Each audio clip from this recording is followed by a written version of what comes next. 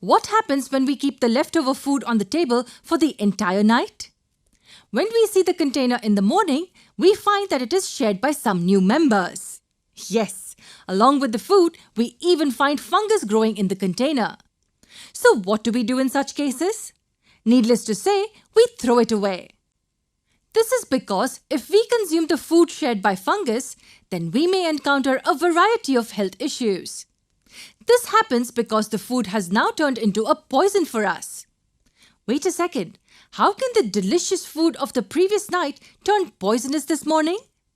That too only with the mere presence of fungi? The fact that fungi grow over it is enough to explain this.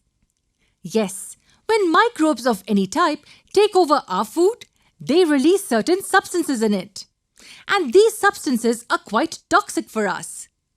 And hence we say that the food has turned poisonous. This gets us to the concept of food poisoning. In the simplest words, we can define food poisoning as the ill effect on health caused by consumption of contaminated food. And how does the food get contaminated? It gets contaminated due to toxic secretions by certain bacteria, fungi, parasites, and any other type of pathogen present in it.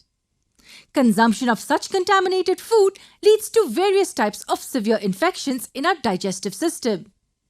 So, is there something we can do to avoid poisoning of our food? Scientifically, spoiled food is a result of chemical reactions. Yes, the harmful microbes in our food give out certain secretions that bring out chemical changes in the food. These chemical changes render it unfit for consumption. So can we save our food from spoiling by interrupting these chemical reactions? Of course we can. And the only way to do this is by inhibiting the microbial growth or simply killing these microbes. Either ways, we do not allow the toxic secretions to enter our food. But how can this be achieved? Well, there are several ways of carrying out food preservation. A few methods have been carried out since ages, while some have been recently developed. Let's have a glance at the chemical methods of food preservation first. We always find our grandma adding lots of salt and oil to the pickle she makes every year.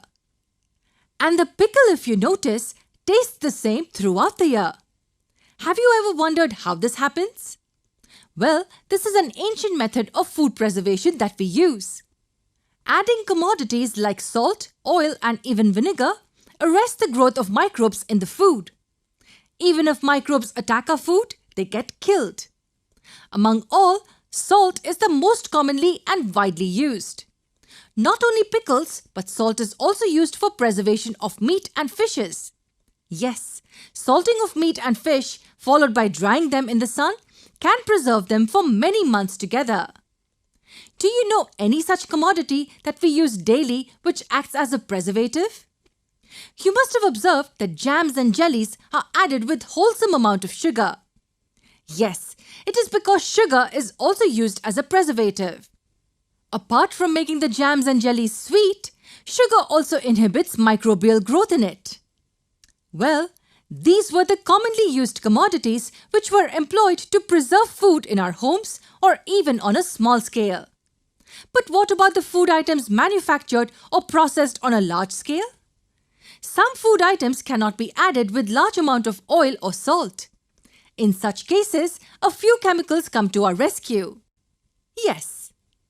Now, apart from salting, oiling or adding sugar, we have certain chemicals that can be added to the food in order to preserve it.